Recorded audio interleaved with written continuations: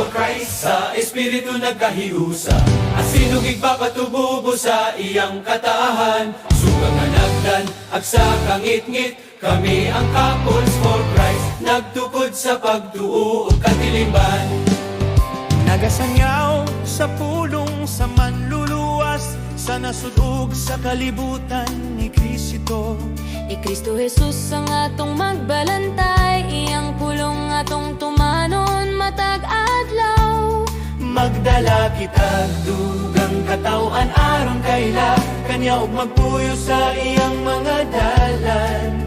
Kita mga pamilya sa Espiritu, nagiusa sa panimalay, diha sa Ginoo.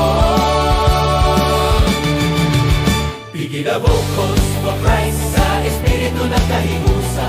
Asinong igpapatububo sa iyang katawhan, sugang hanagdan, agsa kangit-ngit, kami ang couples for Christ, nagtukod sa pagtuo ug katiliman. Kami ang couples for Christ, sa Espiritu nagkahiusa.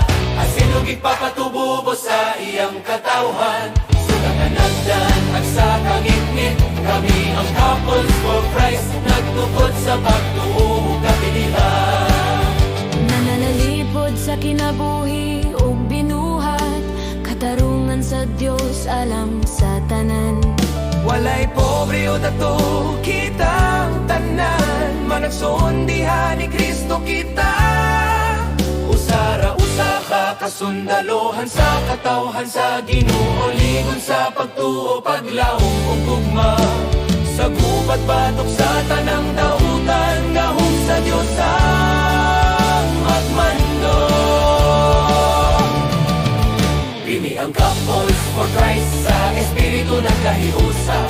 Asinong igpapatububo sa iyang katawhan, sugang hanagdan, agsa kangit-ngit, kami ang couples for Christ, nagtukod sa pagtuo ug katiliman. Kini ang couples for Christ, sa Espiritu nagkahiusa. Asinong igpapatububo sa iyang katawhan, sugang hanagdan, agsa kangit-ngit, kami ang couples for Christ, nagtukod sa pagtuo ug katiliwan.